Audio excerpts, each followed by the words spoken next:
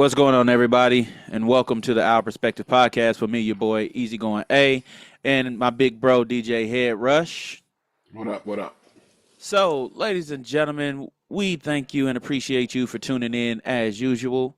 We ask you to share, like, and comment on these here videos. Make sure you spread and get our name out there because we greatly appreciate it. We really want to grow. And we just appreciate everybody giving us just a little bit of time, lending us your ears and your eyes, whatever you put on us. We appreciate you.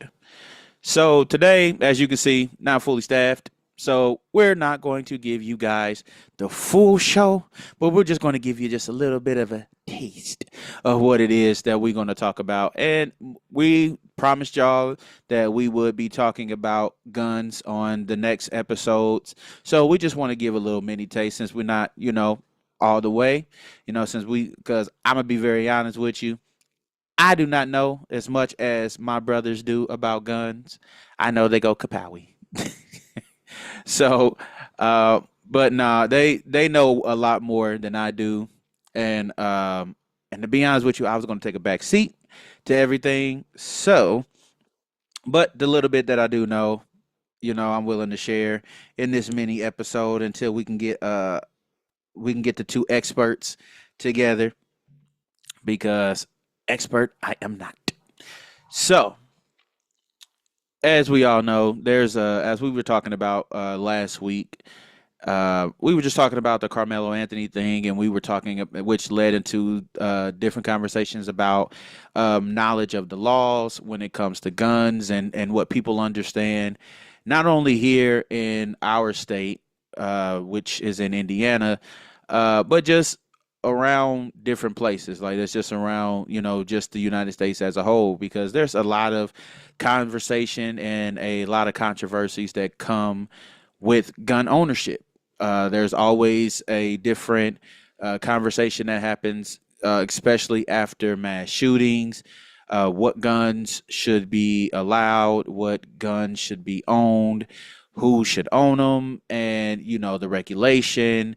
And there's always a conversation. And we feel, because again, we talk about this often, and we've mentioned this previously in different episodes. All of us are licensed, and we do carry and own weapons. We are in a state to where we are no longer having to have a permit, but I'm just be honest with you, I don't mind having one just in case, because you just never know with these people around here. Um, but there's a lot. There's always a conversation. There's always things that pop up, and people feel, guns are okay as long as you understand. There's just some people who feel like they're anti-gun. There are people who feel like, this person, these groups shouldn't have them, and just honestly, there's a lack of knowledge, and even in myself, as to the laws and the requirements, and just all around different actions that should be taking place. Because everybody just thinks as long as you have a gun, you can use a gun, and as long as somebody's attacking you or look like somebody's about to attack you or this, that, and the other, and it's just, oh, well, I can just shoot anybody at any time and I'll be okay as long as I'm saying it's a defense. And it's not that black and white. Multiple court cases have shown that it's not that black and white. Multiple different events have shown us that it's not that black and white. And I think it's time for us to accept that it's not that black and white. So, with all of that being said, for a person who said he doesn't know that much about it, I sure did a whole bunch of a great interlude, I think. So, to my big bro, DJ Head Rush, the gun enthusiast expert in I ain't our. an expert yet. You almost there. You're training. You're training. I Yeah. need a couple more books. So I will hand this over to you and go ahead and take, the lead, and I will chime in where possible. Well, shout out to everybody. Salute to you. Thank you for the introduction, and you did pretty good, man. Starting off just the one thing that a lot of folks don't understand is that firearms, uh, firearm related incidents aren't as black and white as people think they are. You know, there's a lot of things that go into play, especially when you're dealing in the world of firearms, especially in the self defense scenario. But let's start from the top. The first thing that people have to understand that's not so much black and white with firearms is that no, everybody can't possess a firearm, and no, everybody shouldn't possess a firearm because there's individuals that may not be classified as criminals, right? They might not have a criminal background, but their thought process of what's right and what's wrong or how to proceed in certain situations is clouded by judgment of, or should I say, years of bad judgment calls. One of the things that we always run into is that, oh, if somebody says this to me, I'm gonna handle it. Well, words don't warrant you to shoot somebody.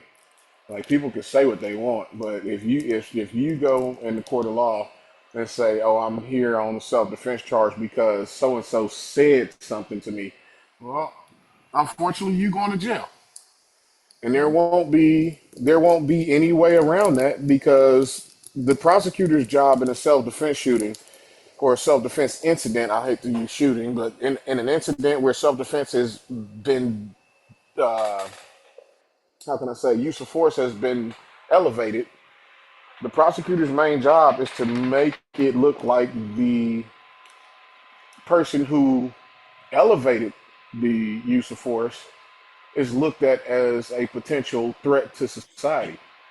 And that's the downside of it. There's a gray area in owning a firearm that everyone needs to understand, in that when you say, okay, I did this in self-defense of my life, or risk of my life, or risk of my family's life, well, all that sounds good verbally, and it sounds good when an officer says, okay, yeah, I understand. But that same officer that came and took your statement in this situation, when they get on the stand, they're not getting on the stand to testify on your behalf. Mm-hmm. They're going to get on the stand and testify and tell the prosecutor their take on the situation. And trust me, their take on the situation is not supposed to help you. It can help you based off of what you say. And it could also damage your chances of going home depending on what you say. Well, one of the first things we learn and dealing and interacting with the police is be honest. Be honest. Yeah, that's cool. Be honest. But sometimes in situations when you're dealing with a firearm, your honesty could be the reason why you're in prison for the rest of your life, Mm. just because of that gray area. And that's the thing that a lot of folks don't understand when they purchase these firearms, and they feel like, okay, now I have a firearm to protect myself and I'll use it by any means. But when you put yourself in that gray area and there's no way out, and you end up going to jail for manslaughter or second degree murder with a legally bought firearm that you purchased with your own money.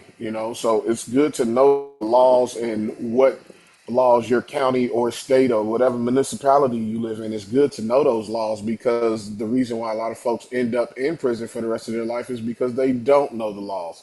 They go, they make the money, they buy the gun, they pack bullets in it, and they run around with it on their hip. And hey, I got a gun, I can do this, I can do that. Right? Okay, you know that you can go buy a pair of Jordans, but dang on well, just because you wearing a pair of Jordans, you can't go out there and jump like Mike or shoot like Mike, right?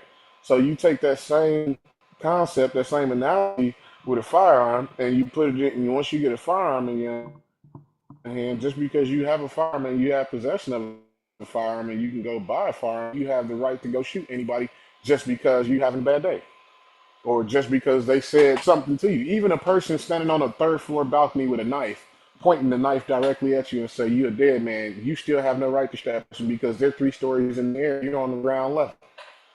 That's too much separation for you to either get away or go in your apartment or go in your house, get in your car, whatever it is. You can actually avoid that situation.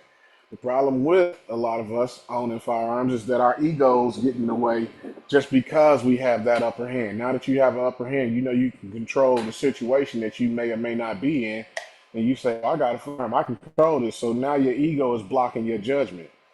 That's the downside of having firearms that a lot of folks don't quite understand, right? And that's the reason why a lot of folks go to jail again for the rest of their life with legal purchase, because they don't know, understand the concept of when to use it and when not to use it. In some cities, municipalities, you can go to jail for simply brandishing a firearm, brandishing, showing it. You Hmm. didn't shoot anybody with it. You didn't actually threaten them. You just showed it. Now that you've shown it, that could be either a misdemeanor, depending on the context. It could be a felony. So now you've lost your ability to carry and protect yourself. So those are some of the things that we need to pay attention to when we're going to buy a firearm. As far as having a carry license, or they call it CCW, concealed carry license, I would recommend that you get it, even if you do live in a state like we live in, Indiana and Kentucky, Tennessee, those states. Those states are constitutional carry states. Even though they're constitutional carry states, I still highly recommend that you go get a concealed carry license issued by that state or city or municipality, because here's the thing, those licenses to carry are tied to your identity.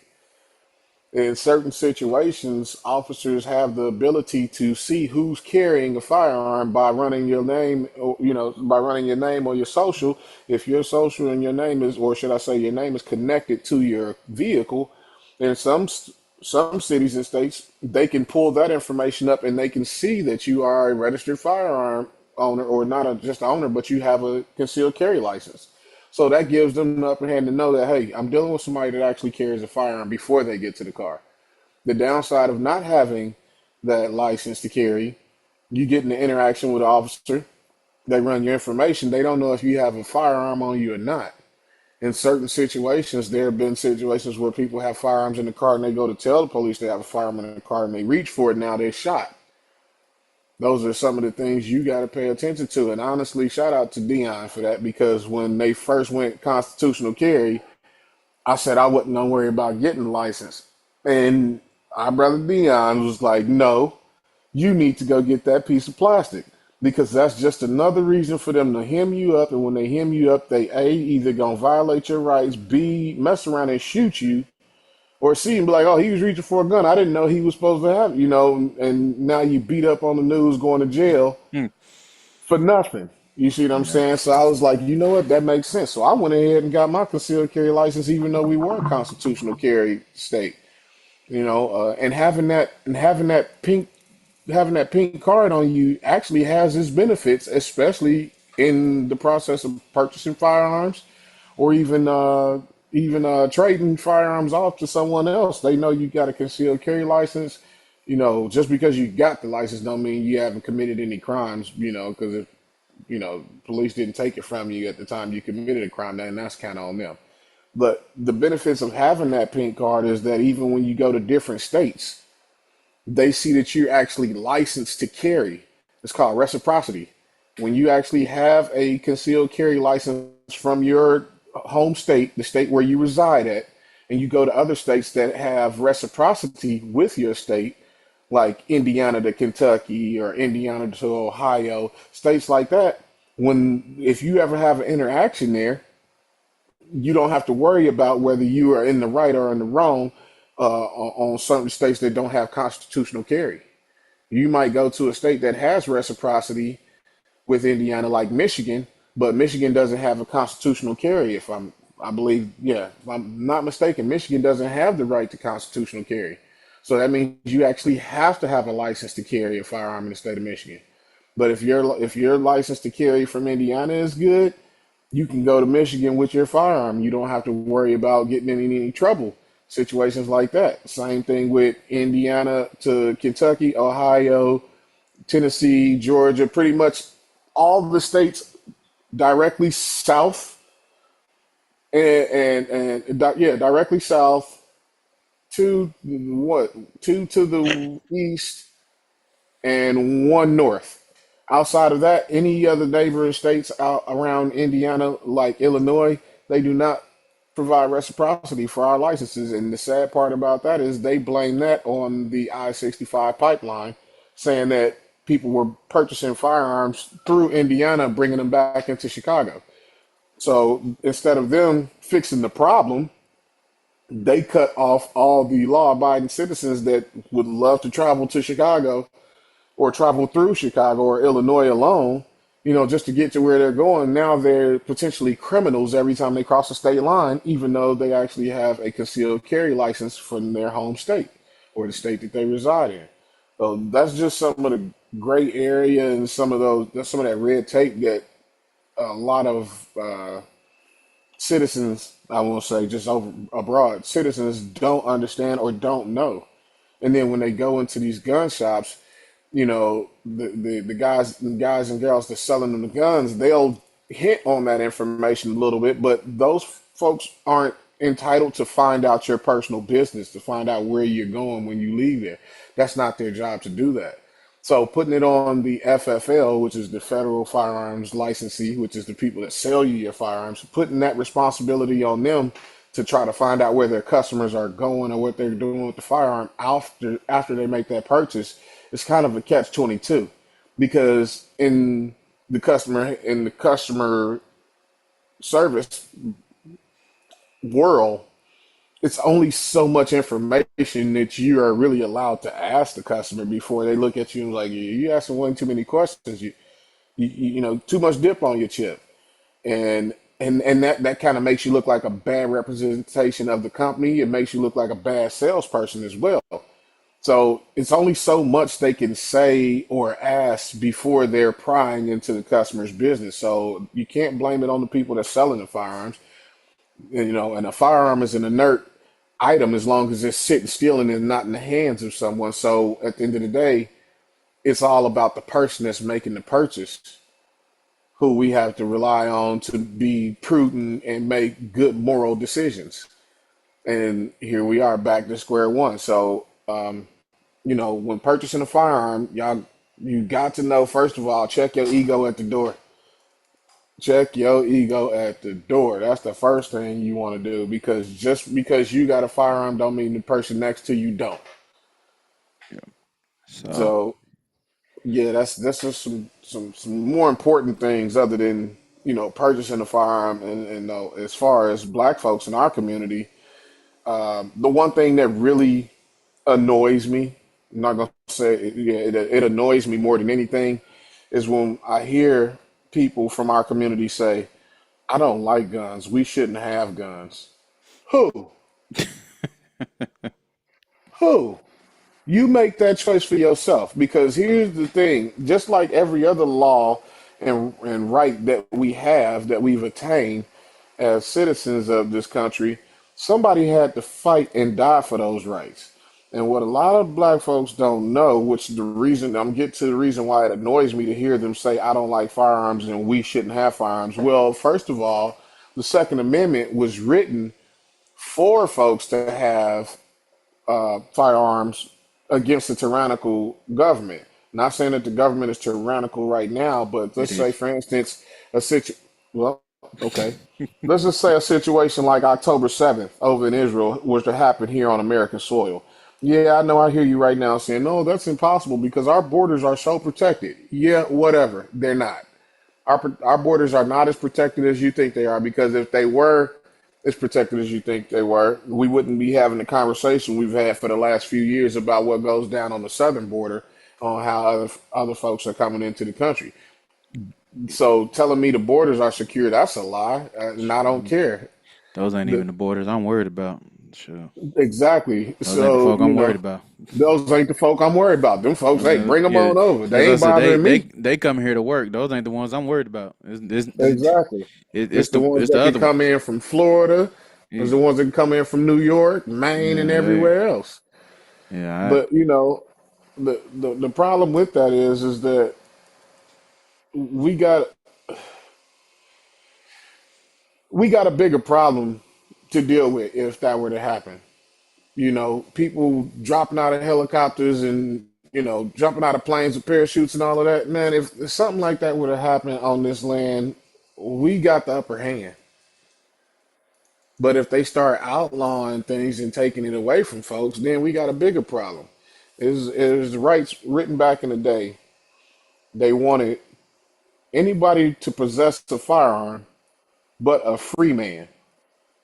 Now, if everybody did their history or even paid attention in the history class, you know, free man don't mean free, free Caucasian man. That means a free slave.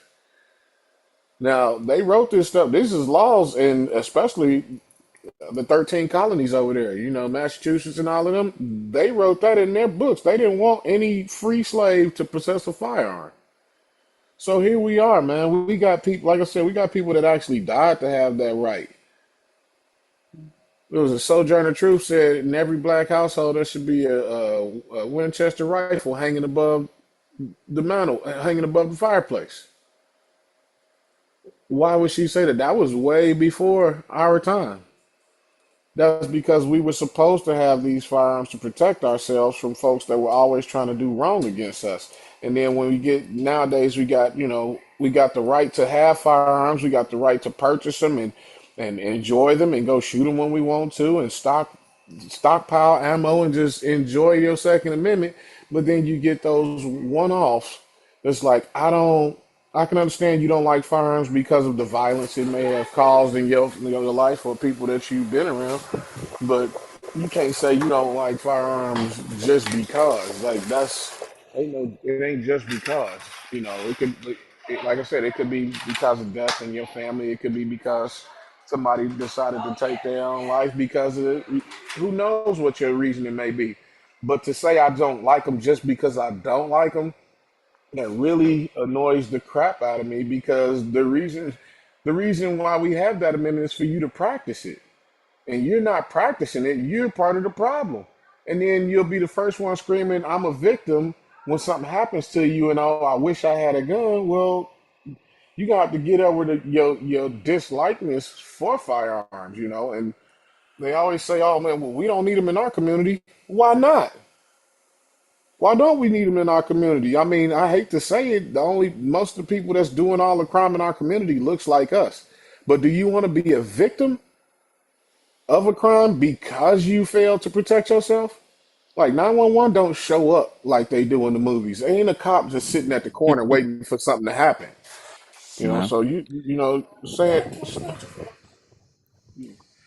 saying that you don't like it just because, you know, that makes no sense to me. And then another thing is if you've never practiced your Second Amendment at all, you don't have any room to talk at all. That's just like complaining about who we got in office and you ain't never voted. That's exactly what it is. Because you got people that die for your right to vote, and instead of you using your rights to vote and your right to free speech, you rather tuck your tail and zip your lips and don't do nothing. So yeah, you're part of the problem. You can't practice. You can't say, "Oh, I love all my rights. I love all my rights," but then only practice 8 of them. You see what I'm saying? So Hmm. yeah, and that's my whole take on that. And you know, I feel like our community should be more knowledgeable in the firearm space. Uh, I feel like that because growing up as a child, I was always taught the only people that have firearms in the community were the police officers and criminals. And then when I get older, I've got people that I work with, coworkers and associates that actually carry firearms all the time. They got all types of artillery, and you look up and you're like, "How did you get that?" And it's like it's legal. You can have this. Like, it blows my mind, especially when I'm at the range and I'm walking the range. Yes, I am a certified range safety officer, by the way. And when I'm the guy or I'm the person that's walking around in the safety vest, watching you all shoot and teaching people what they're doing wrong. And what blows my mind is when we get young brothers that come in, they want to shoot, but they want to look cool doing it, and I gotta stop them and correct them and say, "Hey, this ain't outside, and this is not how you supposed to roll. You gotta know what you're doing. You can't just come in here and just start slinging bullets down range and think that it's cool and that's gonna be okay." So now I have to essentially monitor Yeah, I hate to use the term babysit because that's not what it is, but Well, I have to I just sit there and monitor I would say everything instruct. they do. Yeah, Yeah, monitor and instruct. instruct what folks are doing, and it'll blow your mind. You'll look up and you'll see, like I said, young brothers that look like us, and they'll see a guy a couple bays down, and he's shooting a rifle with a suppressor on the end of it, and they're like, "Man, how did he get that? Man, he must got a plug." No, he doesn't. He has some bread. He got some internet. Like, please stop, black people. Stop thinking that guns are not for you. Firearms are for you. Firearms are your friend. They are your first line of defense when police are not there. That's your first line of defense. You're going to need to learn how to use a firearm one day in your life because you may not need it for self defense, but you might need use it for hunting. It might just be a deterrent to keep people from, from thinking that you're a soft target. Just because you have access or possession of a firearm doesn't mean you have to shoot somebody. And another thing is, don't just go buying firearms off the street like that just because it's a good deal. You find a firearm off the street that's too good of a deal, it's probably too good to be true. 9 times out of 10, it's probably stolen. And then don't go to Amazon buying a bunch of dang on accessories to slap on this thing and you don't know how to operate it. You purchase a firearm. If you don't want to shoot it, if you don't want to purchase a firearm first and then go to the range and shoot, go get you a class. Sign up for some classes, learn how to use a firearm, learn the functionality of each one, and then make you a purchase from there. But don't sit around and talk like, oh, firearms are the worst thing ever if you've never owned one, you've never attempted to own one, you've never understood the concept of owning one, and you're really one of those people that just says, oh, I don't like them because I'm scared. Well, I'm scared of spiders. But I mean, okay, that means every time I see one, I step on it. If I got my home defense somewhere close by, I'm spraying it. And I'm talking about bug spray, by the way, not my literal home defense. Like, okay, I'm scared of one of the smallest arachnids on the face of the earth. However, said arachnids can bite you and you will die. So I have a very good reason why I don't like spiders. That's a perfectly good reason why I don't like spiders. Don't get me wrong, a firearm can kill you. However, a firearm can only kill you if it's in the hand of somebody with malice in their heart. Or unless you just crazy as hell and you this, just want to end it all, that's your fault now. That's a you problem. this dude that went in on spiders. Yeah, that's a you problem now. So I know I'm not self righteous or trying to sound self righteous. Yes, I feel like I had a temper at one point in time, but what changed my thought process is first and foremost somebody taught me how to tone that temper down. Because just like I got a temper, somebody else got a temper too, and their temper just might be turned up a little bit farther than mine. Hmm. You see what I'm saying? So now you got to understand somebody. It's always somebody out there that's willing to match your crazy. And if they willing to exceed your crazy Plus, they instead of were match it, surpass it. you see what I'm saying? Once they surpass it, you done let the tiger out the cage. So what I'm getting to is the fact that it took me some time to understand. Hey, calm down, because just like you got hands, they got hands. So I had to check my ego at the door. Another thing that made me check my ego at the door is that knowing that I have possession of a firearm and I have more control over the situation than the next person, that made me feel like, okay, dude, everything don't need a response. Every time, everything don't need a response. Everything don't deserve a reaction. Sometimes it's all right, that's cool. That's enough warning right there. Uh, okay, you got it. That's enough warning right there. You don't have to get loud and be like, "Yeah, I ain't the one," or "You got the right one." The loudest wagon, the emptiest wagon, make the most noise. So if you making a whole lot of noise, 9 times out of 10, the person standing in front of you, they do not believe anything that you're saying because you just making a whole lot of hoopla and ain't saying nothing. So sometimes it's simple as, "All right, you got it, cool with me." Simple as that. That could tip the scales. That's enough for somebody to understand. Okay, hey, either A, he ain't the one to mess with because he knows what he's capable of, or B, he just a punk. Hey, I'll take either one of those. I'll take you. Call me what you want to call me. Just don't touch me. Mhm. You know, just don't just keep your hands off me. Don't touch nobody in my family. Don't touch my household. Don't touch my kids. That's simplest possible way there. Now, as far as purchasing a firearm, I mean, again, I would recommend you get some classes if you already had classes and you just don't know what to choose. Base your firearm around your lifestyle. If you have kids, make sure you get a firearm that has safety mechanisms on it that only adults know how to use. Get a actual gun safe, or get you a portable safe that you can actually lock your firearm away in. The worst thing in the world, and one of the worst fears in the world as a firearms owner and instructor and range officer is knowing that firearms are around children, and all they need to do is get their hands on that firearm one time, and it can be so catastrophic. And that's one of my biggest fears is being a firearm owner. Well, the good part about that is that I've taught my children, and the first things I taught my children is the first rule of universal gun rules is gun safety is you treat every firearm as if it was loaded. Even if you just checked and saw that it was unloaded, you still treat every firearm like it's loaded.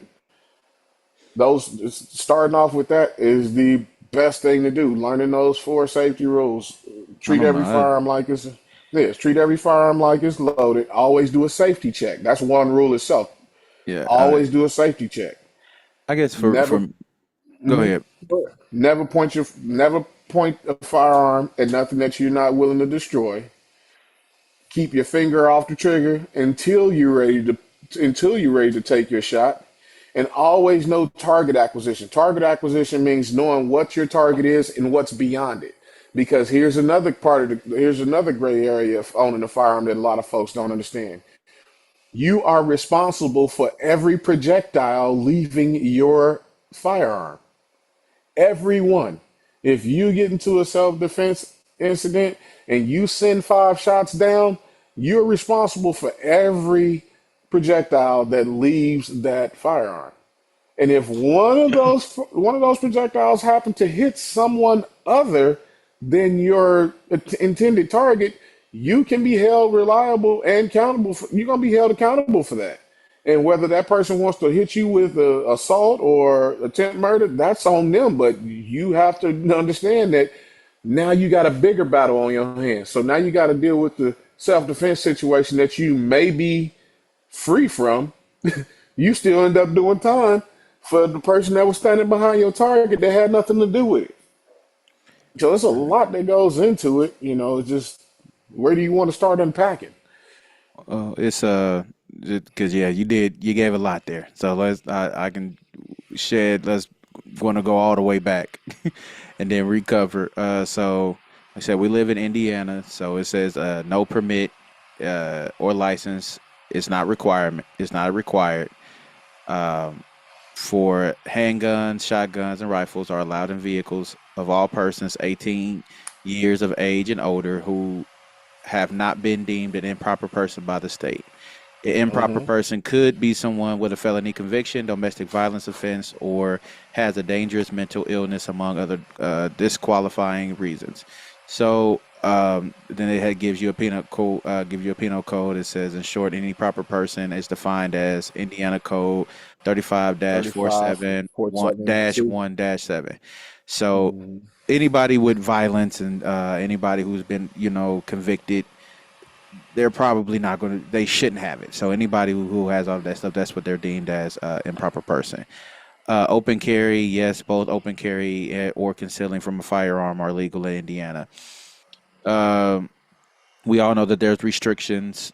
A lot of folk don't know where the restrictions are. For some, we don't really check that. Like you was just saying, there's a lot of information that we don't check because we just feel like, well, we got the gun, we got it. If we do get a permit, we can carry it wherever, and that's not true. So Nope. there's a prohibits the carrying of firearms in schools, secure areas of airports, commercial Hmm. or chartered aircrafts, casinos, the Indiana Government Center, the state fairgrounds, unless you're going to a gun show Mm-hmm. to buy or trade your gun, and penal institutions among other locations. So this is stuff that people do need to know. Like you need to know where you're able to carry your gun. A lot of people don't understand that there is a restriction. Um, Mm-hmm. there is a possibility that your gun can be prohibited from carrying into private institutions. Like, for instance, I carried a gun into Greenwood Mall one time, and they were like, "Nope, no guns." And I Yep. was like, "Okay, hey, I'll go put it in my car." They were like, "No, you can't put it in your car. You got to take it home." I'm like, "That's not the law, you idiot!" Like, and Mm-hmm. that's another problem too. I think that's an issue with gun ownership and people within they're that's supposed to be the security sector or whatever, police officers and stuff like that. A lot of folk don't know the laws. These are included in the people who are supposed to be enforcing the law. Yeah. Many of them are comfortable with not knowing the law, or they're comfortable with, since you don't know the law, I'll make up something with the law, and you'll just believe whatever it is that they're said because you don't do the Mm-hmm. education. I actually have a friend who works with police officers, and I remember going to Facebook about it, and he was like, "No," he was like, "If you were going to go put it in your car, like you didn't argue with them, you didn't cause a scene, none of that." He was like, "If you were willing to go put it in your car, there was nothing else that they could have said. There was nothing else that could have been done or should have been done. You should have been allotted uh, back into the mall and all of that." Well, the security guard who with a cop right behind him. Like this is what even like I think pisses me off or pissed me off really at that time was there was a Mm-hmm. police officer right behind him. And Mm-hmm. instead of saying when I said, "Well, okay, hey, can I go just put this in my car and then come back and finish shopping?" He was like, "No, you got to leave for the day." It's like, "No. If you it's if I don't have a problem with putting it in my car and being like, hey, you know what? Hey, I did not know that the gun shouldn't have been carried in here because I didn't like. If you go look at their rules, it ain't the first one. It's like the third or fourth law rules. I'm like, if you, Mm-hmm. that's the biggest one. Like, you would think that would be number one, but for Right. them, it was like the third or fourth rule on there. And it's like, okay, if I'm willing to go put it in my car, that's it. Like, let me go put it in the car because even in the rules that I'm reading from, you can leave your gun in the car. Yeah. There's not a lot of times that they're gonna go search your car. As long as you don't have it on you, it's not as long as you're not willing to, you're trying to be that person. It is what it is. It's like they, anybody who's going to break the law, and I think the thing that kills me is it's like, well, we're trying to do it as a protective measure. If I'm going to break the law, it doesn't matter what your rules are. Mm-hmm. It don't matter. The whole You point of don't. breaking the law is I'm coming with something that I'm not supposed to have. That's breaking the law. Like it's not that complicated. But for Yeah. some odd reason that's what it is. And but he didn't know the law. And the cop behind him probably didn't know it. Or if he did, it was like, nah, let's get this nigga out of here. So that's a problem. We have to do better in knowing the laws. And unfortunately, if we don't have conversations like this where we are Mm-hmm. sitting and we're like, hey, these are the laws, this is what you should do, this is what you shouldn't be doing, this is where you should take it, this is where you shouldn't take it, we're shot. Because I can guarantee you 110% most active duty cops are not going to tell you the law. They No, they most are active duty cops don't know the law they past what they were taught in school. they are comfortable with The being like, you training, I don't should say. know. Like you don't know, I can take advantage of that. Like I had a when I bought my first gun at 21, there was a retired sheriff. He said, "Look," he said, let me tell you like this." He said, "When a cop pulls you over, you don't have to give them your gun." He's like, "You No. don't have to give them the gun." He says, "What you should do is let them know there is a gun on board. I'm licensed to carry. This is where it is. I'm not like, yo, I'm not." I remember my brother got pulled over. Like I was following my brother and I seen a cop pull him over. He asked my brother for the gun, like, which was not, that's not the law. And Right. that's the thing. And everybody's going, well, he's just trying to protect himself. I don't have an interest in shoot. Everybody doesn't have an interest in killing you. And I get being safe and sorry. But if the moment I sit here and say, I'm if I'm letting you know that I have a gun on board, or if I even if that's not even a concern, because I've had police officers pull me over, and that was never even a concern. And it's Right. like, if that's what it is, if you be like, hey, do you have a gun on board? Yes, I have a gun. This is where it is. Don't worry. You can see my hands. Look, I'm going to move so slow. Like, bro, I'm going to move so slow that even if I was to try to reach for it, I guarantee you'll get three of me before I ever reach it. So it's like, but that's the information. And this is coming from a retired cop. But we're in an era Hmm. now, in a situation to where many cops, like you said, they're not trained. They're just rushing any idiot through the program Yeah. so they can have a cop. So they can just say, Yeah. They hey, trying to get bodies on the street. yeah, that's it. Hey, we'll pay you this. We won't train you properly. You don't know the proper procedures. You don't know how to communicate the law.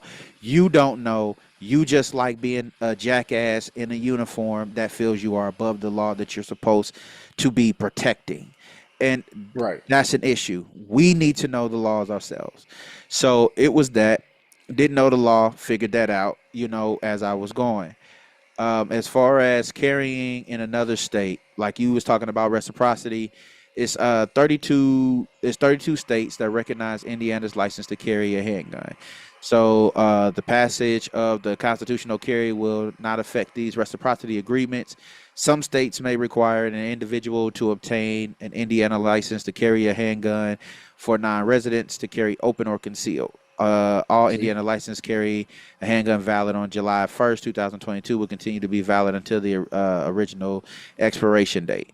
So, if, like you said, having a license does make a difference, because there's 32 out of 50 states that are going to honor the license of Indiana. So if you carrying it across state lines, know those 32 states. I don't personally know them, but I Hmm. guarantee you I'm going to be looking them up tonight, because I've carried across state lines. I just personally, I have a wife now. I have a family that I'm protecting, and I'm gonna be honest with you. A lot of places you go, they know when you are a tourist. They know when you are a Hmm. tourist. They know when you ain't from there. And somebody will try you just because. Unfortunately, I we always say it on here. We pray to God we never have to use it, but we want to be right if we have to. Yeah. So that's always the thing. So I would say to anybody to learn those 32 states. If you're from Indiana, and if you're from other states, learn your reciprocity states. Learn who's going to, honor those licenses and is going to honor you doing that as well. As far as like carrying to work and stuff, most places are not going to let you take a gun into work. I mean, you probably can leave them in your car. I've I do that on a regular basis. If I'm doing something, I won't take it into work or something. But it's better to know. Um, as far as church, it's okay to carry in church. You know, I guarantee you our church is safe.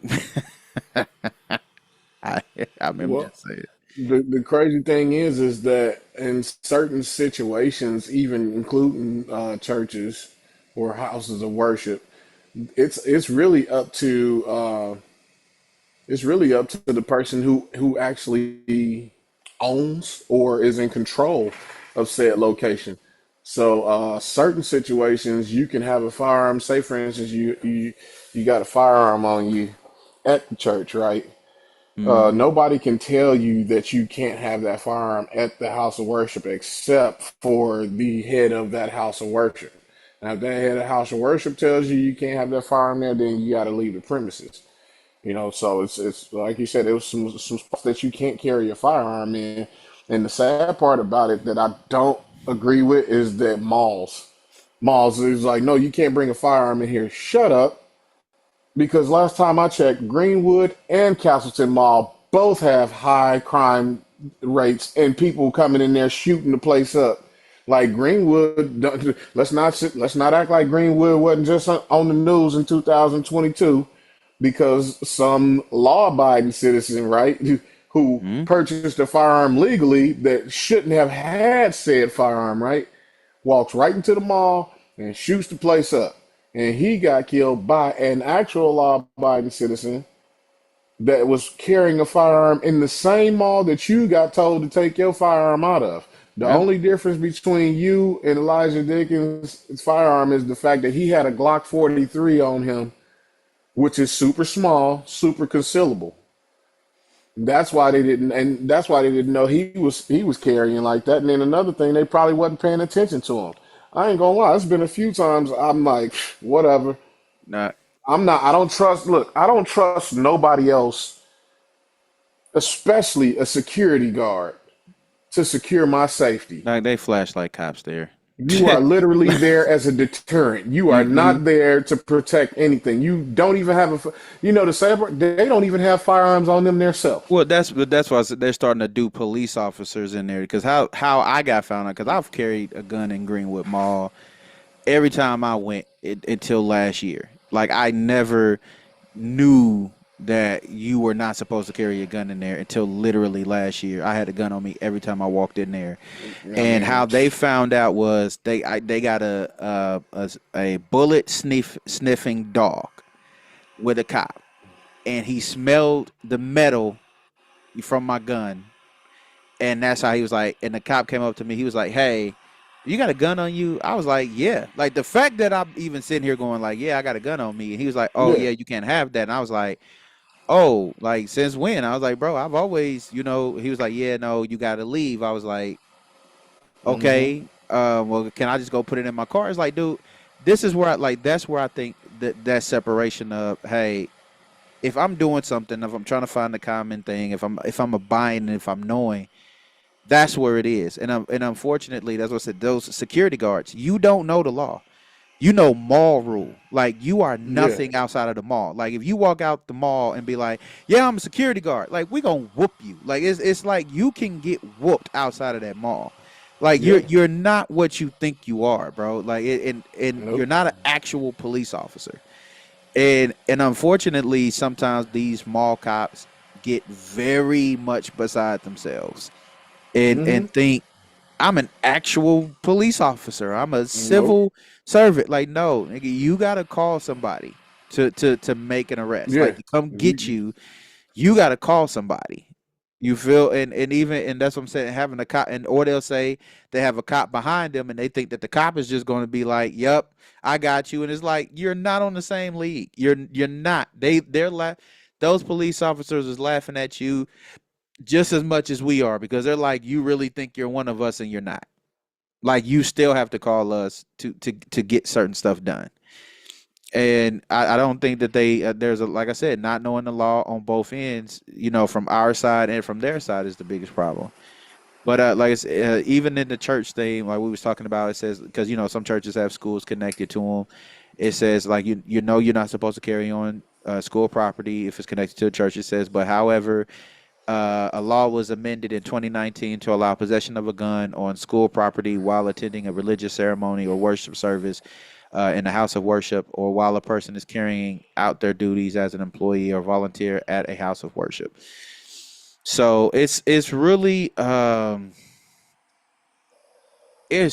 knowing what you can and can't do, because it's even knowing the situations of when you can shoot, like because yeah. everybody like I remember a ex coworker of mine. He was talking about how somebody was messing with his car, and he thought like somebody was trying to break into his car, and where his house was on it's not it's not a I can't talk. It's not a neighborhood, but it's like where he's on a main street, and so when he was about to shoot or whatever, he was like, "Hey, I couldn't get a shot." And when he talked to the police was like, well, because that person was on the street, like they was on the street and no longer on your property. It You was like, couldn't. yeah, you couldn't shoot them. Nope. It's You like, can't. and he was like, man, he's like, yeah, if you would have shot at them, he was like, yeah, you would have got in trouble. And Hmm. that's the thing. We don't even necessarily know, like you can't, like if somebody is running out of your house, like even if they have a whole bunch of stuff and you start shooting, there's like you can't shoot them in the back. Like there's rule like you can't shoot them in your back. Hmm. A lot of people are like, "Oh, I'm gonna use the stay in your ground law. You got to be careful because it's not black and white. Like, and I'm gonna be real. It ain't colorblind because you can look Hmm. at. There was a case in Florida where a lady was, I think, matter of fact, that she was pregnant at the time. Somebody had broken into her house. They, threatened her, and she fired a shot. Like, she literally fired a shot off, and they arrested her. Oh yeah. And this was after, like, they arrested her, took her to jail, was sentencing her, the whole rip. Like, she was about to go down. And people were Oh like, yeah. wait a minute, hold up. Like, nah, that's not how that's about to work, because they was like, this is a stand your ground. They broke into her house, they threatened her. She was, she's by herself. She's fending, she's really defending herself. And then this is coming after you look at, I think in Florida, there was somebody who was out in a parking lot, and they were talking from a distance, and somebody shot him, and they were like, well, that's stand your ground because he was moving towards them. And it's like, you don't Well, necessarily know. It's like you didn't know if they were, it was space. And well, here's so the it's, thing. Were they approaching with the knife? Did they have a knife in their hand? no, I don't think they had anything. Okay. I think it was, They, because it was in Florida. That's all I know. It's like it was two cases, and they were like, for her, she was by herself. She shot. She didn't hit nobody. She was in her own home. It was like she didn't hit nobody, but they were like, she she went for stand your ground, and they was like, nah, she getting arrested. Then with the same person, they were outside, and they were like, I think they were talking or arguing or something, and the person pulled the gun and shot somebody and killed them, and they were like, oh, that's stand your ground. I mean, I think, isn't that what Kyle Rittenhouse got off with, stand your ground? yeah, well, here's the thing with Kyle Rittenhour. So he did not have reciprocity to carry that rifle across state lines, right? However, in the state that he was in, if you're 18, you can legally own a rifle, which is what he had access to. It's just like this. So, say for instance, you live in Indiana. You're 18. You're constitutionally carrying a rifle. You decide to go to Ohio with said rifle, where there's no legal penalty for you crossing the state line with the rifle, because in Ohio, as 18-year-old, there's constitutional carry. So if you get into a situation with the same rifle in another state where you cannot be penalized for possessing that rifle, the same situation happens. That's why he was able to get off on that. A lot of folks wanted him to have to do time because he shot somebody, but you got to think, when he shot those people, what were they doing to him? I think because Let's be honest. if I They was remember the whooping his case, tail. I don't They think was no, I don't think that, no, not him. they were not chasing him down the street. Is that not No, what the I think video he footage chased. shows? No, I think I think he chased them. How did he end up on his back? Rittenhour. Yeah. Let me pull it up because I don't Yeah, remember pull that that being. I video don't up remember. Hold because on. let's make sure we getting this Yeah, right. Because yeah. here's No, the I'm gonna make situation. sure. The only reason, the only Give me a reason, second.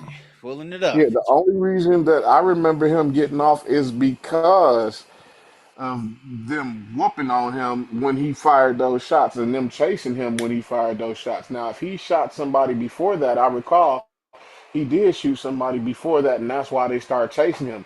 But come to find out, that person he shot before they chased him brandished the firearm on him first. I don't like the fact that it fell out the way it fell because of him leaving his home state to go to another state, talking about he's protecting some property or whatever. I don't like that. That should have been a reason for him to go to jail for at least criminal recklessness of some sort, some type of assault, with a firearm, anything like that. But the fact that the person who got shot first brandished the firearm first, that's why he got shot. Okay, so here we go. So it says the background. So this is AI overview, Kyle Rittenhouse case. It says, okay, in August 2020, several protest riots erupted in Kenosha following the police shooting of Jacob Blake. Rittenhouse traveled to Kenosha from his home in Illinois, stating he was Illinois. there to protect local businesses. On August 25th, Rittenhouse was involved in three separate deadly force encounters. He fatally shot 36-year-old Joseph Rosenbaum after Rosenbaum chased him into a car lot and an altercation occurred. As Rittenhouse fled down the street toward police, he was pursued by a crowd. He shot and killed 26-year-old Anthony Hubert, who had struck him with a skateboard. He shot and injured 27-year-old, I hope I'm saying this right, Gage Grosskreutz, sorry, who was approaching Rittenhouse while armed with a handgun. Trial and defense. Trial details. The high profile trial took place in Kenosha in the fall of 2021. Rittenhouse faced 5 primary felony charges, including a first-degree intentional homicide. Self-defense. Rittenhouse defense team argued that he had a reasonable fear for his life and was legally justified in using deadly force to defend himself during a chaotic altercation. The verdict, following 3 weeks of testimony and several days of deliberation, the jury found Rittenhouse not guilty of all accounts. So, says the lasting impact, the case remains a major flashpoint in American politics, frequently debated in the context of gun rights, vigilantism, self-defense laws, and civil unrest. Okay, so So, let me ask you this: what they say kicked it off? they say, yeah, he said it was, He he got got he got he fatally smacked in the shot head with a Joseph Rosenbaum skateboard. after Rosenbaum chased him into a car lot and an altercation occurred. So yeah, Right. this is where See I what will I'm give it. saying? This is what I will, I this is where I will always give it. Um, the issue I get, that's self defense to me. Like you give it to what it is, self defense. If they're saying he chased, if you're saying he got chased and stuff like that, then you do what you gotta do. That's fair. I will sit here and say that. You know, yeah, he said he acted in self defense. So we, you got your mic is muted. Hold on. Can you hear me? Yeah, I got you. Yeah. So if you was in his shoes, put yourself in his position.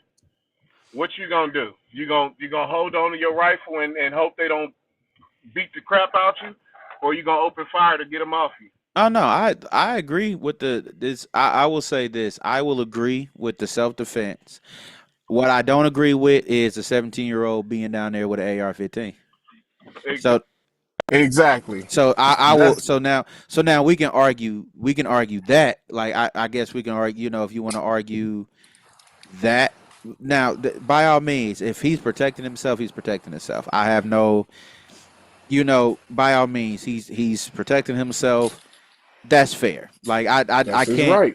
I don't care how I try to. There's no argument in where um I can sit here and say, if you're going to go down, if you're protecting yourself with a gun, you got to protect yourself. Like it's always going to be that if it's me and you, it's always going to be you. It ain't going to ever be me. That's just survival, survival instinct.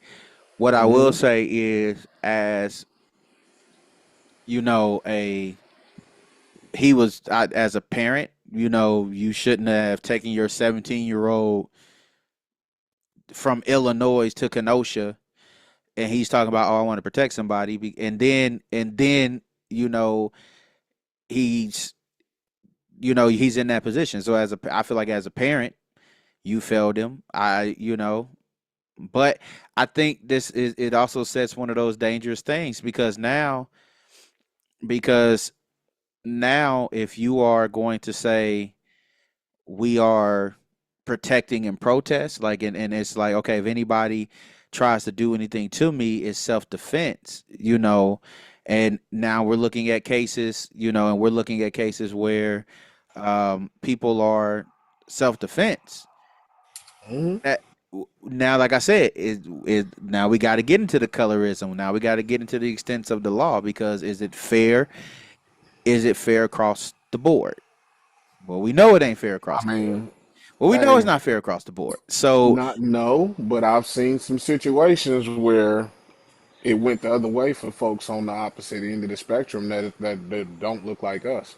For example, Caucasian male can't really I don't remember his name, but he's a white guy. I'm just gonna put that out there right now. He lives in a nice neighborhood out in California, in the hills of California, where they're only allowed to have no more than 10 rounds in their firearm. He lives in a household where his house is gated. As he's pulling into his house with his wife and kids, a couple guys hop the fence, and as he's getting his wife in the house, they run up on him. Well, when they ran up on him, they wasn't expecting him to have a firearm. So when they ran up on him and he turned around and went blazing saddles on them, they took off running the opposite direction. And his mistake was, and this is California law saying it, and this is the reason why he went to jail. His mistake was pursuing to make sure they actually left the property. California law apparently says that he's supposed to go in the house after after he defends the house and shoots or whatever he does. He needs to go in the house and call 911, not pursue the situation to make sure the house is clear. Excuse me. I just put my wife and kid in this same house that these people just tried to run into. There's more than one door in this house. There's more than one door here. There's more than one window here. So why shouldn't I be checking the perimeter to make sure my house is clear? Of course, that's my safety that I'm playing with, not yours. But I believe one of them individuals got shot in the back, hmm and he ended up getting in trouble for that. yeah, And it's all on camera on how it rolled out. It was literally it wasn't fast enough. Everybody involved in that situation didn't have enough time to sneeze if they could. Like seriously, them guys ran up, and when he heard footsteps and he turned around and noticed what was going down, he went right in his waistband, pulled out his firearm, and went to work. And by the time they were getting ready to turn around, he was already cooking. So it's like they didn't even have time to react like that. You see what I'm saying? So hmm it's like what do? You've already like your adrenaline just dumped into your body. Everything is shaking on fire. You just pulled your firearm from your waistband and everything is shaking. If you not in tune with what's really going on, like got that tunnel vision on lockdown, you just gonna pull and start blazing and whatever's in your way gets hit. pretty And much. the sad part about that is, like I said, that man isn't. He got in trouble for that, when they say it's not always colorblind. Well, I've seen some situations where dudes was like, man, that was self defense, and they've come home from self defense. Like, I don't know how self defense that was, but apparently the people in the court of law thought it was. So go But ahead. but that's what I'm. Congratulations to you. But yeah, that's what I'm saying. Is it and not just to say even colorblind, gender, the whole rip. Is it always fair? The answer is no, because I don't think that No, that's always that. But to just no. for Them Indiana, crackers down there in Georgia tried to scream. You know what? My bad. Those, those. yep, calm I down, sir. Calm apologize. calm down, I sir. apologize to Yep, anybody calm. that may have offended. I apologize. That is Yeah, not let's cool. I let's bring probably it shouldn't down. have said that. Let's bring it down. But no, those unruly individuals, and when I say that word like that, people just Hey, understand that is like the white version of the N word. When y'all ignorant and do stupid stuff, that's what you get called. Okay. But those individuals, those unruly individuals that unalive Ahmaud Arbery went to the courthouse to try to scream self defense on that crap. Like, Negro, how? Oh, he was robbing the place, so you shoot him. Okay, well, there's this thing called castle doctrine.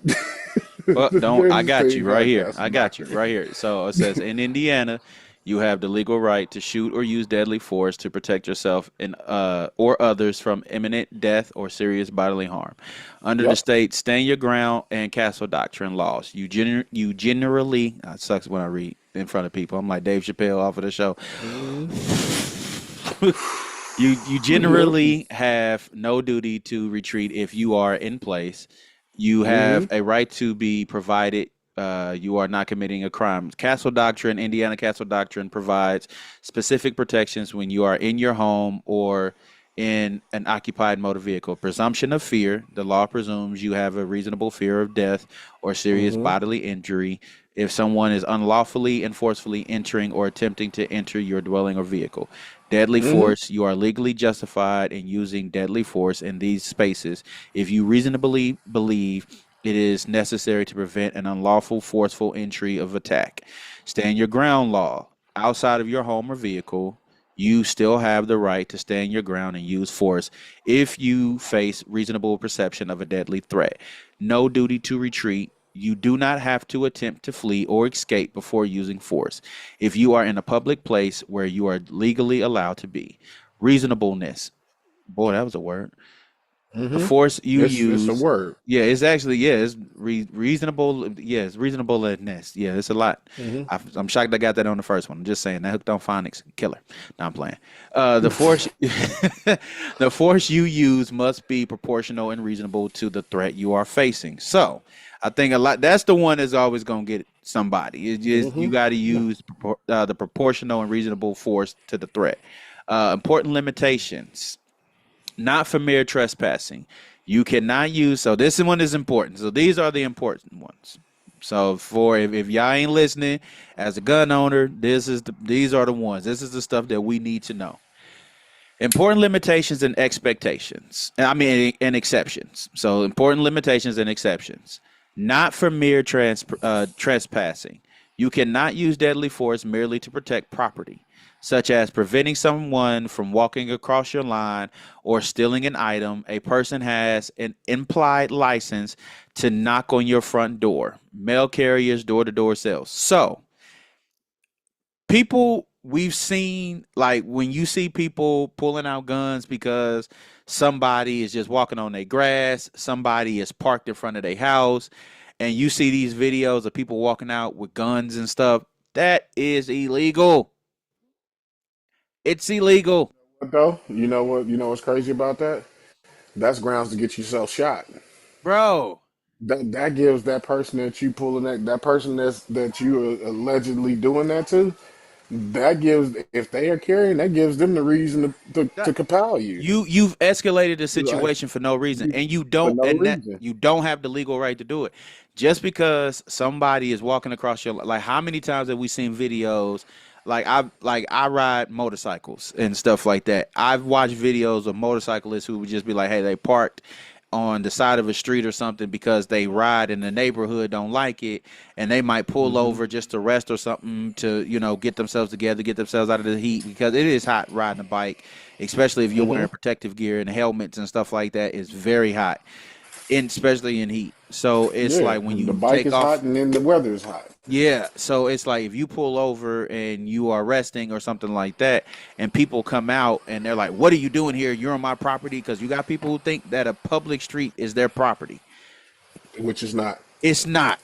Yo, that if you're pulling guns, go to jail. Like, yo, don't. I'm calling cops. Like, I ain't. Hey, yo, officer, come get this person, cause this is Jay. Next one, initial aggressors. You cannot claim self defense if you instigated the confrontation, were committing a crime at that time, or were fleeing from a crime. So at the So, builder. yeah, if you started it, you ain't self defense. You started it. Law enforcement. You cannot use force against police officers performing their official duties, even if you believe their actions are unlawful. Don't fight them, sue them. That is my answer to it. I don't care. I don't care if it's a police officer listening to this.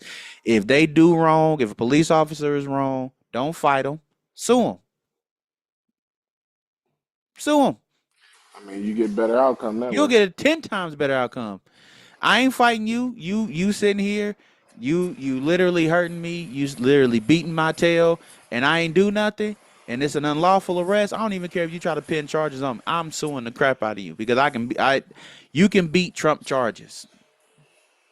Shoot, Yeah, ask you Trump can. himself.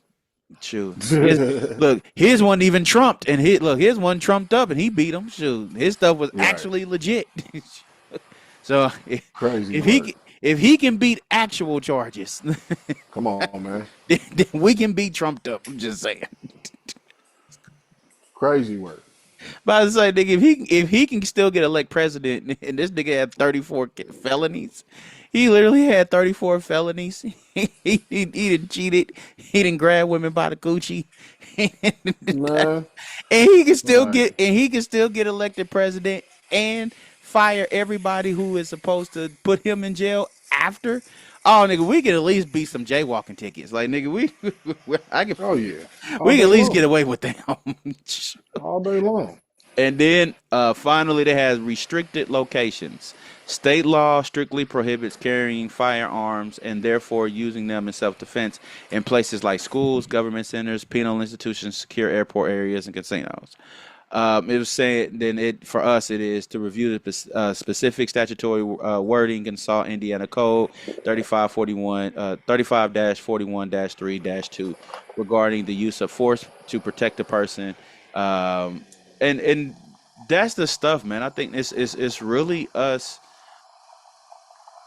I think it's time for, like you were saying, man. It's time for us to get to a point to where we know the law. Like a lot of us just Yeah, do not know the law, and I think that's why when you were talking about how people in our community don't like guns, it's twofold. And why I think a lot of people don't like guns in our community is because we are scared of what we look like with a gun because we have been shown that when we have guns, we're violent bad things thugs. happen. Yeah, we're the bad ones. Like that. I'll be Right. real. It's always we are the bad ones. We The are bad the part about we're that the is we issue. the bad ones with just with no guns. But but it looks worse. That's how we think about it. Oh, it looks well. They think we're thugs, and I don't even want to put myself in a position, and I don't Well, because of this and well, I'm this, gonna put and then most of that. I'm gonna put most of that new stuff on. I'm gonna put most of all of what we look like, what people's perception of us with firearms look like.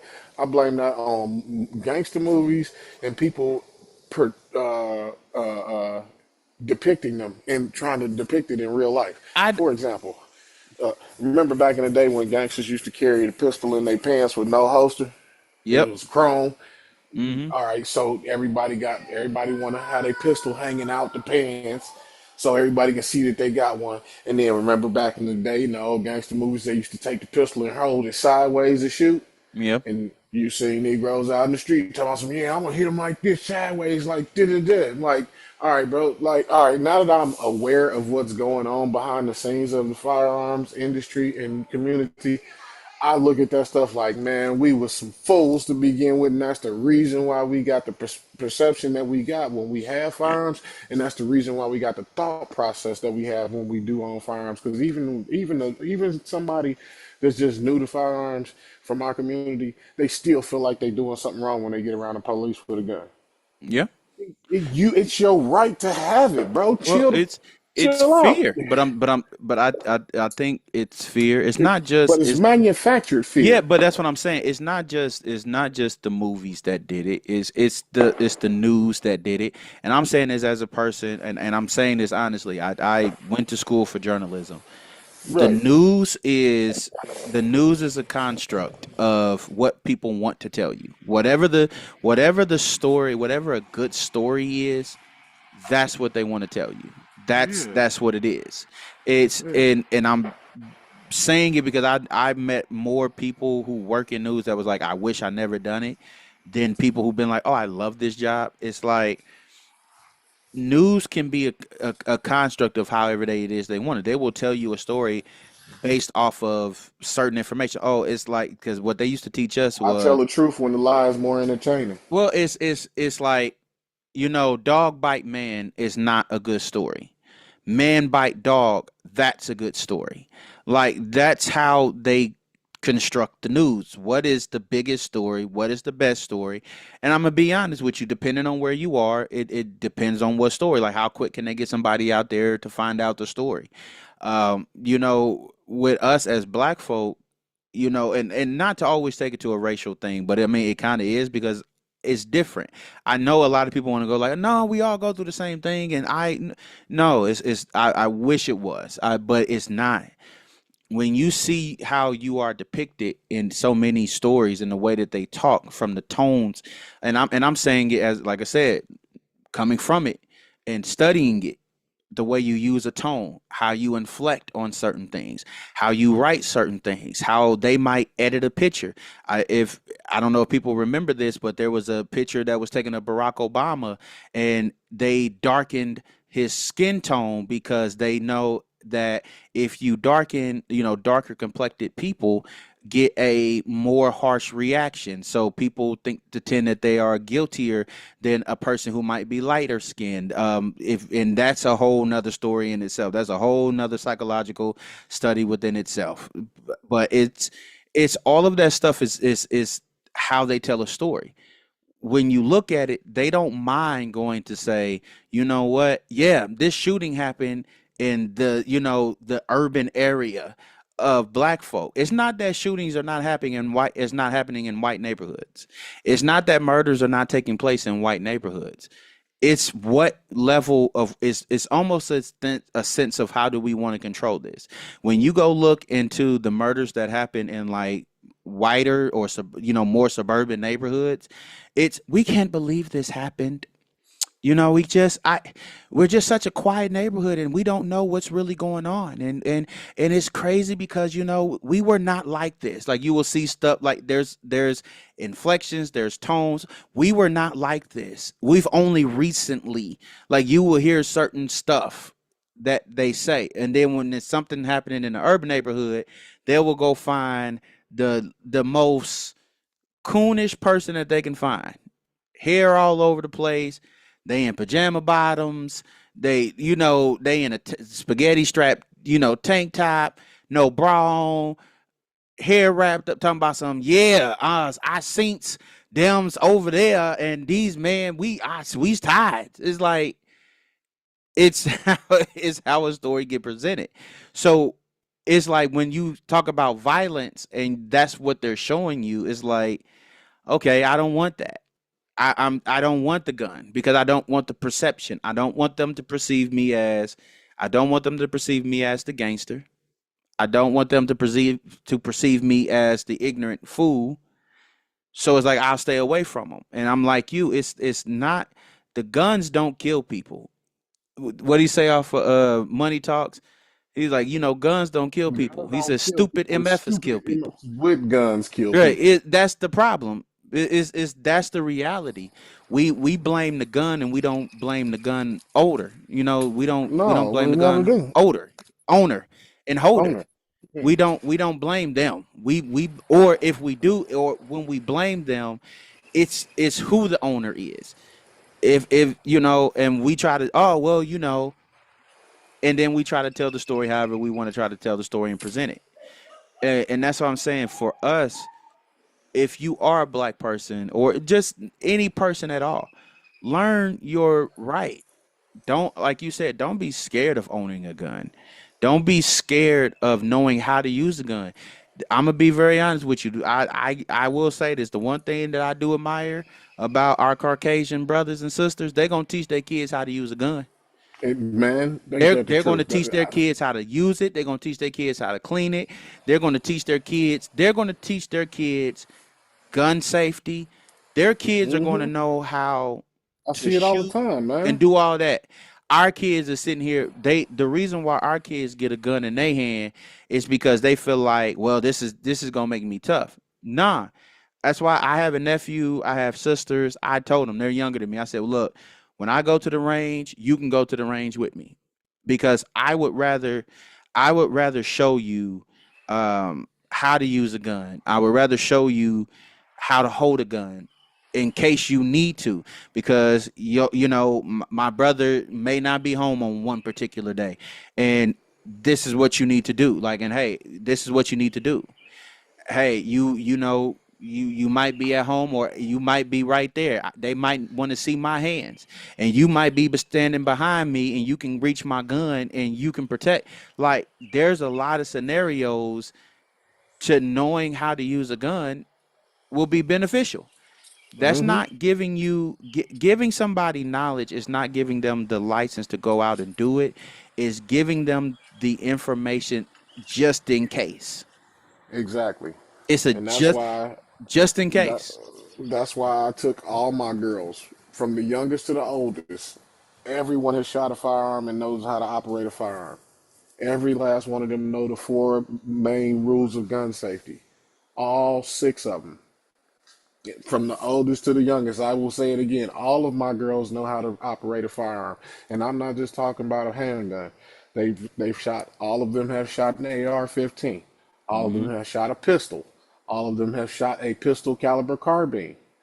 So they haven't shot. They haven't graduated to shotguns yet. But at this point, I'm happy with the I'm happy with the knowledge that they have so far. I'm Hmm. okay with that because that lets me feel a little bit more comfortable. If I'm not at home, everybody in the household knows what to do. Hmm. They know how to get to it, and the crazy thing is even though they know where it's at, they don't go within. They don't even go close to it. They don't even just walk in and be like, "Dad, show me." No, they don't do that. Yeah. If they want to learn something, they be like, "Dad, can you can you show Hmm. me something real quick?" And I'll be like, "All right, bet." And we'll Yep. go through the steps. And again, I shot when I found out that I was slacking on practicing my rights, my fundamental rights. Man, please, what nothing you can tell me after that. Yep. There's nothing else you can tell me after that. And you're talking to a man that's been down them paths, and they talk about, oh, you can't do this, you can't do that. Oh, let me tell y'all something else, black people. If you don't have a violent background, you can get your record expunged. If you are not a violent individual and you just made a couple of mistakes in your life, go talk to a lawyer and see if you're eligible for expungement, especially in the state of Indiana. You just Yep. because you got in trouble don't mean you got to stay on that side the whole time of your life. You can get your record clean and you can possess a firearm if you are what they call a good person, a good moral person. And another thing, let's not slide over this when you're talking about um, a normal person perspective, if you were getting to a situation and knowing that had the right to shoot and you had the right to do what you chose to do, they're not asking for your individual perspective. They're not asking for your friend, your pastor, or your manager's perspective. They're gonna ask somebody that don't even know who you are just to make sure that a normal person, an average everyday person, will have the same thought process you had at the time of your incident. That's what they Hmm. mean when they say we're gonna see if if you were acting as a normal person. They're gonna ask multiple individuals, and usually those multiple individuals that they're gonna have to persuade is a jury. But when they say they're gonna ask, to see if you made a rational decision based off of what you did, they're gonna ask people that don't even know you. So it ain't gonna be like, oh, well, they said it because they don't like me, or they said it because I'm this. Well, it could be because you are, you might be of a certain hue, but they could be saying it because what you did was irrational and normal people don't think like that. So, a- again, it's a lot of gray area to come up with owning a firearm, but don't sit there and just shy over the fact that this is your right and this is your right to do this, and then you don't want to do it because you're scared of what somebody think about you. You don't care what nobody think about you when you ain't got one. Yep. And So take that same mentality with it when you got one. yeah, go and it's there's too much information out there at this point. Like I've looked up while we're talking. That's what I mean. Y'all already know. I always got a screen in front of Hmm. me behind the computer. Where I'm always looking up where I'm looking up stuff as we talk. So I've already looked up. I'm on like Global right now, where it's talking about the stand your ground requirements and the Castle Doctrine and stuff like that. Like these are all of the things, all of the codes and stuff like that. There's a breakdown in this information, and unless we're willing to sit here and take the time to actually learn it, you're not going to know what to do. And you're going to be, and I'm gonna be honest, that's where a lot of the ignorance and stupidity and dumb mistakes come in, is because when you don't know the law, when you don't know your rights, that's where the disadvantage is. Like we said earlier, well, like I was saying earlier, A cop nowadays, they may or may not know all of the laws. And even if they do know the law, if they know you don't know the law, they're going to do whatever it is that they want because they're going to say, well, I am the law. And not every cop is bad, but not every cop is good either. Just because you're wearing a uniform does not make you a good cop, does not make you a good guy. It might mean you just literally a jackass in a uniform with a bad attitude and a superiority complex. We have to know our rights. That's the main thing. Black, white, Mexican, Asian, pink, yellow, whatever. You have to know your right when it comes to these laws. When it comes to owning a gun, know the law. Know when you can use it. Know when you shouldn't use it. Know Facts. what's going on. Owning a gun is not the problem. And I think even with so many of the conversations, oh, they shouldn't own this rifle, they shouldn't own this and this, that, and that. Yeah, we can argue about all of that. But the Right. reality is, what is the law that keeps them from getting it? Even if right now they out, let's think about it like this. They had prohibition. People were still getting drunk. They sure Like was. you can outlaw the gun, but like I said, a person who's looking to break the law is going to break the law. So Yeah. there's only Look at so much that you Chicago. can do. You said what?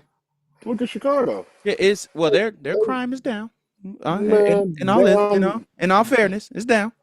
down to a certain extent. You right. Yeah, You right. it's But down. still, it. But But the bad thing is that's the thing is you can only talk about crime that's reported. yeah, Everybody don't report everything. yeah, and but that's what I'm saying. There's only so much that you're going to do. That's where even that's what I'm saying. There's only so much that the lawmakers can do. The rest falls on us. When you are educated, when you understand what you can and you cannot do, when you understand when to use and when not to use a force, if you can walk away, walk away. You like he said, Hmm. Head Rush was saying, you got to sit here and know how to check your ego. Hey, I got to check this ego at the door. Yeah. I got to go. Like, hey, I'm not about to deal with this. Hey, if I can walk Yeah. away, walk away. Somebody If stepping on your shoes, calling you a B is Yeah, nothing to die over. it's check your ego. It's I'm gonna be real. Think Nothing to die it's over, for real. the reality is what's their shoes is shoes in your life. Somebody can call you whatever what the old folk used to say. They can call you whatever they want to. It's what you answer to that makes a difference. If Exactly. if if you if you're not wise enough to know when to walk away, that's the problem. Hmm. Everything does not require a gun. Everything does not require a response with a gun in the face. Everything does not require, oh man, I go to the gun range all the time. Like I used to talk to somebody and that's all she would talk, oh well, my ex, oh yeah, he's dangerous with this gun and he's this with the gun. And I'm like, yeah, but he's not gonna always use that. Like as Yeah. dangerous as you may be with a gun, the most dangerous person with the gun is can still get taken out by an amateur, because I think it Yeah. was a guy. He said, when most gun battles happen, he said it's in 3 feet. Yep. He said it's not. It's you And think ain't no it's aiming. yeah. He said there's ain't no no ain't aim. no He ain't no target acquisition yeah. and using your red dot and all of that. It's 3 feet. You can be a Yeah. surgeon at a gun range. But Hmm. if you don't know, if you can't get it out, somebody walk up behind you, you don't see, and you don't see them. There's 15 Hmm. different ways you can get taken out, and you can be the greatest surgeon with the gun, Yeah. and it don't matter. Yep. It's a simple If thing. Like somebody got the drop on you, it don't matter how good of a shot you are, you ain't getting one off. you ain't getting one. I One of my favorite comedians, Ali Sadiq, he said, man, he said people think gunfights or shootouts are like they are in the movies. He said, nah, No. that's not what it is. He said, man, when a gunfight happened in real life, he said, dude, you are scared, you running, trying to duck behind Hmm. anything. There's no actual taking aim of nothing. He's like, you just literally shooting where you think they coming from, Exactly. and you just trying to survive it. That's all it is. So that's what I'm saying. A lot of us are sitting here thinking that it's just, oh well, I got a gun and I do this. Yes, practicing at a Hmm. range definitely helps you. I'm not gonna sit here and say that it doesn't help. We all go to No. the range. We all practice.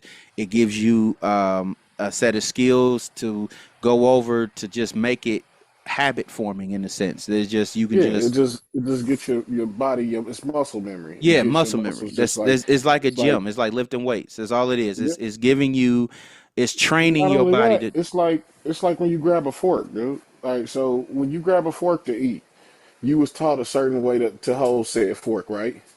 Yep. So every time you grab a fork for the rest of your life, you're gonna do the same thing you was taught as a child. That's what you're gonna do. You're gonna do exactly what you were taught. So Yep. And therefore, it's all muscle memory. It's yep. like And the that's way what you it write is. is muscle memory. The way you grab a pencil or a pen and write your name, that is literally muscle memory taking its place.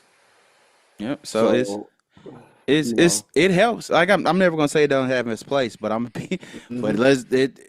But a lot of it is if you're not comfortable or you it's in the quick, you caught off guard, you gonna do what you gotta do in that moment. yeah, Whether it yeah. looks as good as it did in the range or whether it looks as bad, No, as you long know as you what the walk saying away. is, and I feel the saying is, you never rise to the occasion.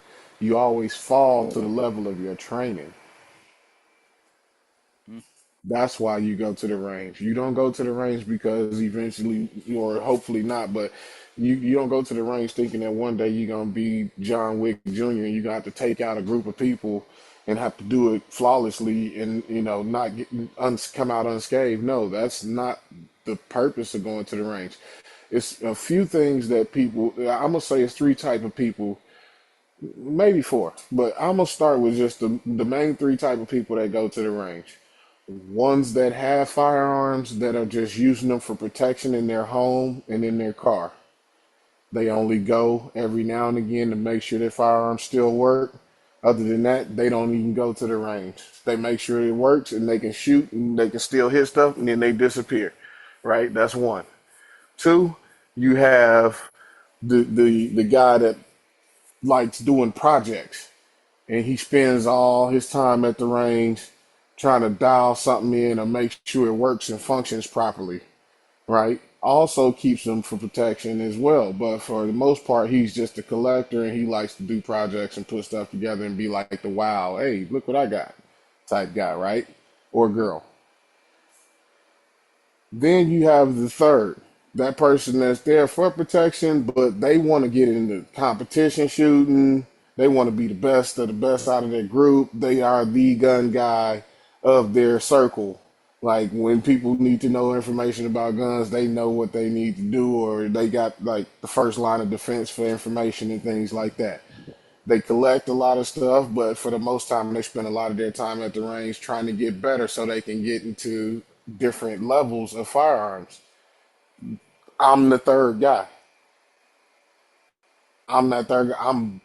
I I I I buy them for protection, but for the most part, I'm looking for that perfect median to where I can compete and carry at the same time. I don't want to just stop at just being like the weekend warrior. All of that stuff, what I'm getting at is that all of that costs money. But the thing is like you said, the person that goes to the range once every 3 months will be the one that has the most accurate and that has the most accurate shot with the perfect mechanics. And they don't spend more than an hour in the range a month every 3 months.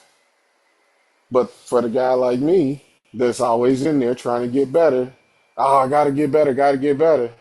Don't give it a break. That person will mess around and outshoot me any day. Just cause you working on something don't mean you. Just cause you working to get somewhere don't mean you're gonna get there any faster because you do it too much. Yeah, I just think a lot of folk, man, they are, man, look at this grouping. Man, look at this. Look, look. Oh, Yeah, I can shoot with this gun, but and I'm professional, and I only shoot at this range, and I can only.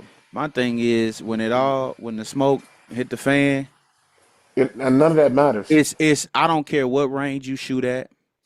I don't care how many guns you are proficient with. Yo, I love a good John Wick movie, man. I love it. You watch all these action movies, you watch all these gun movies. You watch Tombstone, you Hmm. watch all of this stuff, and you'll go, oh yeah, hell, hey, this is them doing this. You don't realize it's coordinated. You don't realize that it's coordinated. I mean, you know it's coordinated because it's a movie. Yeah, Keanu Reeves, he can actually do all of that stuff. He can actually do all of this stuff. He actually goes to the range. He actually goes to the fields and does all that stuff. The He can Terrence do it. playground, yes, he does. But I'm gonna be honest with you. If somebody He was really gets the trained. drop on him, all of it don't matter. Yeah, You, you got to think the stuff he's doing in John Wick, like you said, is choreographed. yeah. It's all set up a certain way and choreographed to make it look so intense that we enjoy it because it's action. But in real life, yeah, you could probably shoot as fast as him in that type of environment, but you're not going to get to that level of shooting that he's at overall by shooting in a flat range just inside indoors. You'll get Yeah. the concept of it, but moving at a fast rate, fast pace like that, dude, a lot of that is not even aimed shooting. That's point shooting because he's just pointing the firearm at where he wants it to go, and he's just making sure he has a smooth and consistent trigger pull. And all Hmm. he's doing, and that's all he's doing, and that's what a lot of self defense situations are, or will end up being. It's going to be literally point shooting because you're not standing there trying to make sure you get a good sight picture on your target because your target is firing at you already. One thing, I shout out to the guys at We the People podcast. So he said everything changes when you're on a two-way gun range.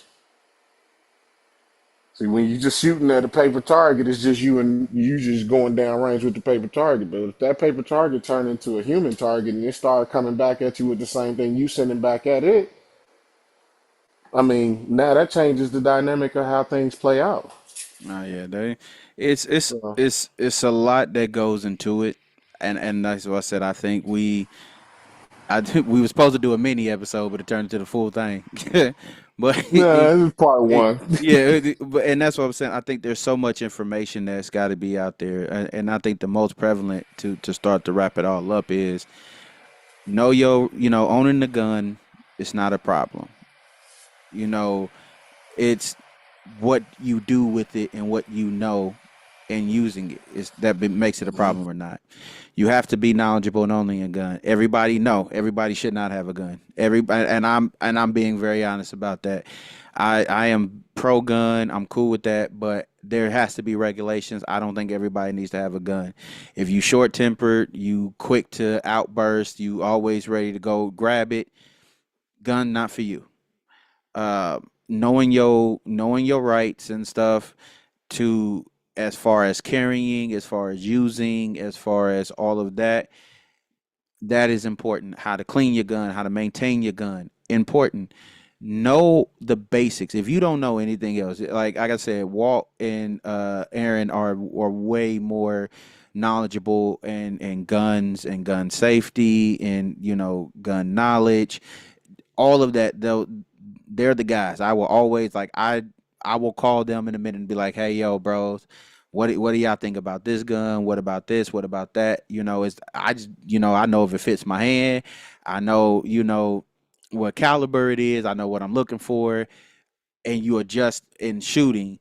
But I call them because they're going to know the safety. Knowing, does the gun go off by itself? Can you drop the gun? Will it go off? If the gun gets wet, will it still perform? All of that type of stuff is good research for, your gun knowledge as well. So it's being knowledgeable. There's really at the end of the day, it's being knowledgeable in gun. Like I know a lot of folk don't want to say it like that, but that's basically how I can say it. Being knowledgeable in your gun, in the gun you want and the guns you're looking at, you know, is going to make the difference. Knowing when to use it, how to use it, where to use it, and what situations to use it is going to make the difference between, hey, I'm in jail because I did something wrong, and I'm at home because I handled it right. You know, they're dangerous, but so is a car. That's why you go to school, and that's why they give you a manual on how to learn. You know, riding a motorcycle and everything is dangerous in its sense, but it's the knowledge. It's the knowledge that you have when it comes to it. So, hopefully everybody got something out of this. I know I did because it made me look up a whole bunch of stuff. I know my dad is one of those guys who was like, "Hey, you got to know when you get a gun." He made me read the 1929 Guns Act, I think it was, or whatever it was. I know it was 19 something Guns Act. When I first got it and I had to read it, he was like, "Before you even get a gun, you need to know your rights." And this helped me refresh because I had to go look up some stuff. So, um, hopefully everybody got something out of this. Hope you enjoyed the show. Until next week, I hope everybody enjoys, this their weekend. Hope everybody enjoys their families and stuff because we're on the holidays. Stay safe. Please stay safe out there. Don't be no fool. So, any final words, DJ Head Rush? Nah, that's it. That's it. I mean, if you don't have a firearm, look into getting one. If you worried about handling a firearm, go get some classes. Head down to your local Range USA or the gun store. I'm pretty sure the gun store around you. If you got one locally, shop local. Go holler at them. Ask them some questions. Trust me, one thing you're going to find out about the 2A community is that they are willing to teach you as long as you're willing to ask the questions and listen. So Hmm. they will teach you. So yeah, if you got any questions, you want to do, learn a little bit more information, hit me up at official DJ Head Rush on Instagram. Wow. Budget Bill J on YouTube and Instagram too. Yeah. All Yeah. right. Yeah. Well, Stop here. that concludes this week's episode of Our Perspective Podcast. It's been me, your boy Easy Going A, and of course my big bro, the gun enthusiast, DJ Head Rush. Hey, jack of all trades, master of nothing. Aye, it works. So until next time, y'all already know what to do. We'll catch y'all. Peace. Peace.